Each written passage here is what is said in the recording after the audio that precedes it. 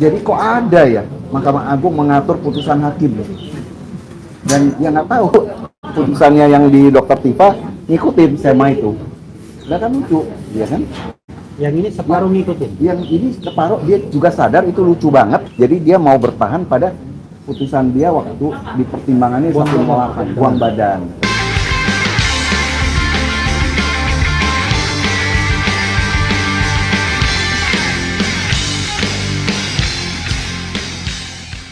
Ya. Nah, Baik, terima kasih ya.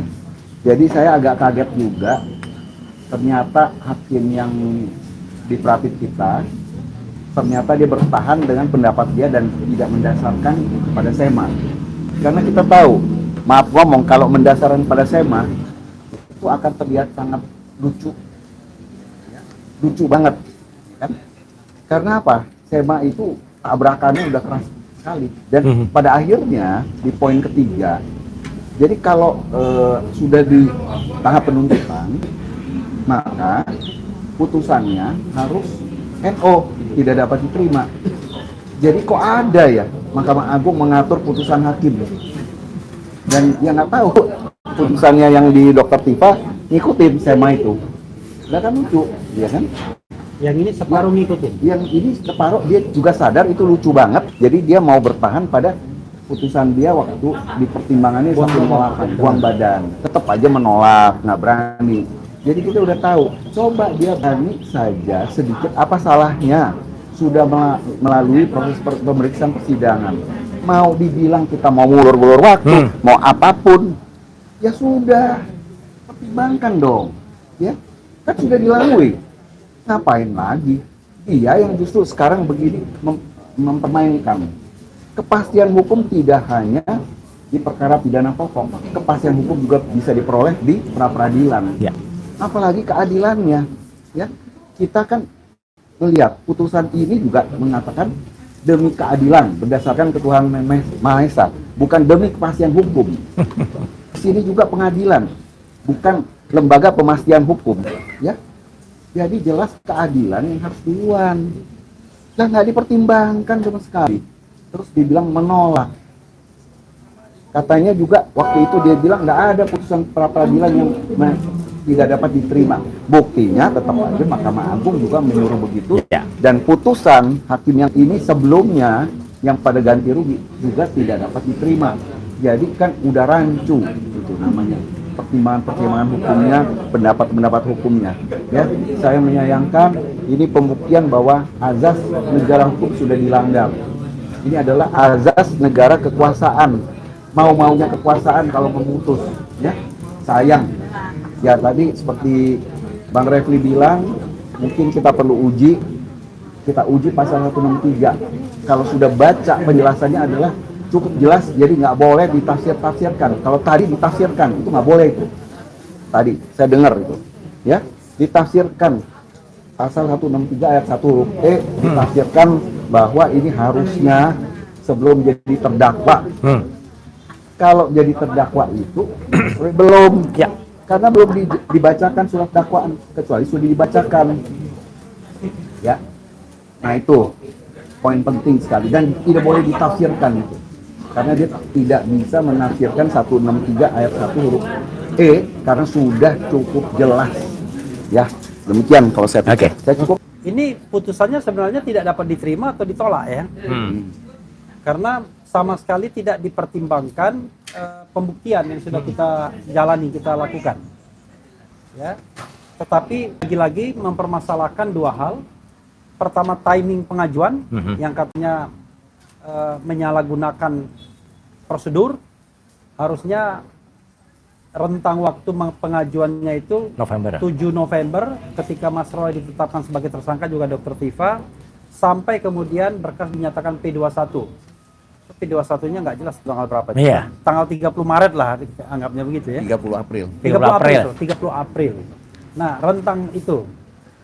Yang kedua adalah setelah kasus dilimpahkan, maka sesungguhnya tidak boleh lagi mengajukan pra-peradilan. Jadi pendapat hakim adalah bahwa kalau misalnya kasusnya itu sudah dilimpahkan dalam hal ini tanggal 23 Juni dalam kasus konkret Mas Roy dan Dr. Tifa, maka pasca 23 Juni tidak bisa lagi diajukan pra peradilan.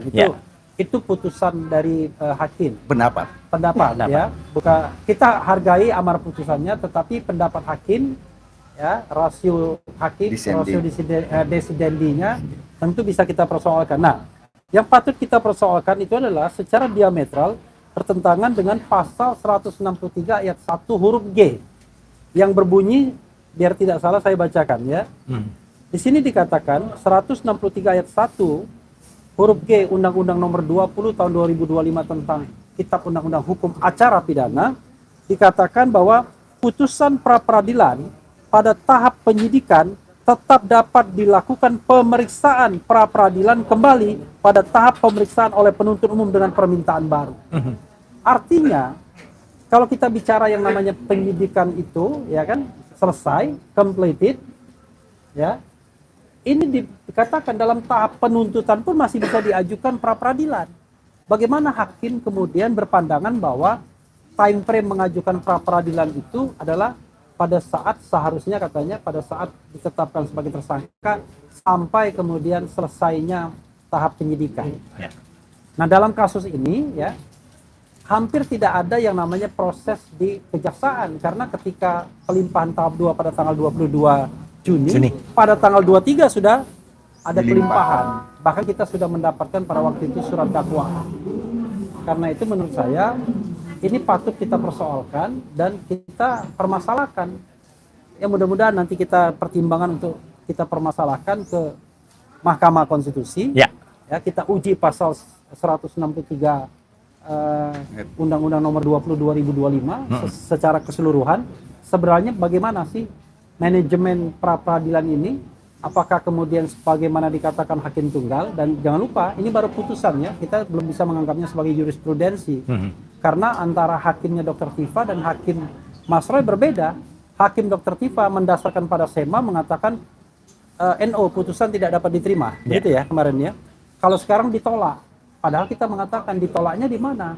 Kalau dia mendasarkan pada time frame dan mendasarkan kepada pelimpahan yang guidance-nya adalah SEMA, maka sesungguhnya pokok perkara yang sudah kita periksa itu tidak di-challenge sama sekali. Kita tahu bahwa proses kemarin kita mengajukan 2 ahli, ya, Mas Didit dan Pak Rio, dan mereka sama sekali tidak mengajukan baik saksi maupun ahli. Artinya kalau kita bicara tentang kecukupan minimal 2 alat bukti, mereka tidak bisa buktikan. Mereka hanya menyampaikan bukti surat saja, satu jenis alat bukti saja. Sementara kita paling tidak selain surat kita ajukan juga ahli. Nah karena itu ini saya kira patut kita persoalkan baik ke MK, bisa juga ke KY barangkali ya. Ini bukan bentuk intimidasi, tetapi ini sekedar mempertanyakan apakah begini governance pra peradilan itu. Apalagi ada SEMA yang sudah mengguidance bahwa setelah pelimpahan pra peradilan harus dinyatakan tidak dapat diterima, dan ini merusak independensi of judiciary. Jadi sekalipun ketua Mahkamah Agung tidak boleh mengintervensi putusan seorang hakim karena putusan itu adalah mahkota seorang hakim. Kehormatan hakim ada di independensi dalam membuat putusan. Nah, tidak. Jadi gini, apa yang kita mohonkan ini adalah mostly soal upaya paksa. Upaya paksa itu ada 9 jenis, ya. Bisa dilihat di pasal berapa? Pasal 89. Pasal 8. Dan kemudian yang paling penting adalah pasal 163. Kalau kita baca pasal 163 itu sesungguhnya tidak ada yang seperti dikatakan oleh hakim, ya. Pasal 163 ayat 1 kita bacakan biar kita fair ya. Acara pemeriksaan pra peradilan ditentukan sebagai berikut. Dalam jangka waktu 3 hari terhitung sejak permintaan diterima, hakim yang ditunjuk menetapkan hari sidang. Oke. Selama ini sudah dipatuhi. Kita setelah kita mendaftarkan itu biasanya hari sidang 3 hari kita sudah tahu hari sidangnya.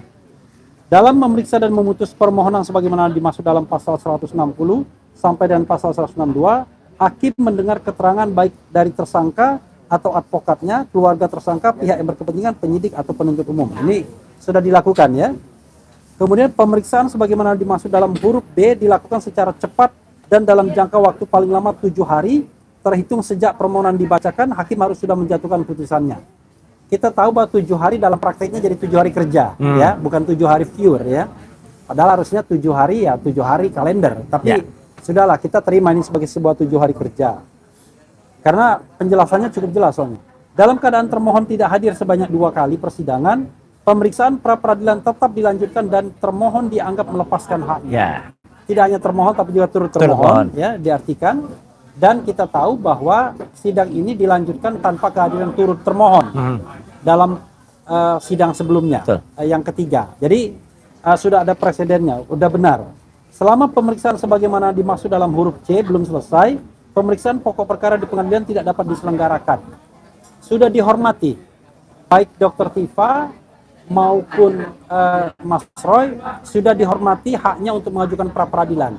Tetapi yang jadi masalah adalah pasal ini ditafsirkan bahwa ketika sudah dilimpahkan, maka kalau ada pra peradilan harus diputus dengan NO atau dinyatakan tidak dapat diterima. Artinya, secara teoritis permohonan kami keempat nanti, kelima, yang sudah kami ajukan, ganti rugi, kami perbaiki, ada turut termohonnya Menteri Keuangan, itu potensial untuk dinyatakan tidak dapat diterima dong jadinya. Padahal itu adalah upaya lanjutan setelah penangkapan, penahanan, dan sebelumnya penggeledahan itu dikabulkan permohonannya. Jadi ada masalah di situ. Kemudian F, dalam hal putusan pra peradilan menetapkan upaya paksa yang dilakukan oleh penyidik dan atau penuntut umum dinyatakan tidak sah, hal lain yang terkait dengan upaya paksa tersebut agar dilakukan pemulihan dalam jangka waktu paling lama 3 hari setelah putusan pengadilan. Ini terpisah, ya. Tapi kami tidak mengajukan rehabilitasi, ya. Jadi tidak kami minta ajukan, tapi yang kita ajukan ganti rugi. Nah, yang paling fatal ini adalah huruf G, bahwa putusan pra peradilan pada tahap penyidikan, ya, ini sudah tahap penuntutan sekarang, tetap dapat dilakukan pemeriksaan pra peradilan kembali pada tahap pemeriksaan oleh penuntut umum dengan permintaan baru. Jadi ketika kemudian dalam tahap di dalam penuntutan juga bisa dimintakan. Jadi bukan dalam tahap penyidikan. Jadi kalau hakim tadi mengatakan bahwa seharusnya diajukan time frame-nya dalam proses penyidikan, mulai ditetapkan sebagai tersangka tanggal 7 November sampai kemudian tanggal 30 April ketika dinyatakan P21, maka ini bertentangan dengan pasal ini. Pertanyaannya adalah, kalau kemudian posisinya pemeriksaan di dalam oleh jaksa penuntut umum itu diartikan sebelum pelimpahan, ya kan? Maka sekali lagi itu adalah tafsir yang tidak jelas di dalam, yang tidak ada kalimatnya di dalam situ. Nah, karena itu menurut saya untuk menghapus keraguan-raguan, memang baiknya ada putusan Mahkamah Konstitusi yang bisa firm menyatakan pasal ini sebagai berikut, bukan oleh surat edaran Mahkamah Agung. SEMA itu tidak berhak, apalagi SEMA itu selain di bawah undang-undang, dia juga kuasi regulasi, kuasi peraturan. Ya. Jadi SEMA itu surat edaran yang sifatnya internal sesungguhnya, harusnya tidak berlaku secara eksternal, mengikat Mas Roy dan kawan-kawan. Ya. Karena itu misalnya Mas Roy mau mengajukan pra peradilan dikatakan sudah ada SEMA, wah itu nggak benar. SEMA tidak mengikat Mas Roy. Tetapi memang masalahnya dalam sejarah, hakim lebih takut dengan SEMA daripada konstitusi, itu masalahnya.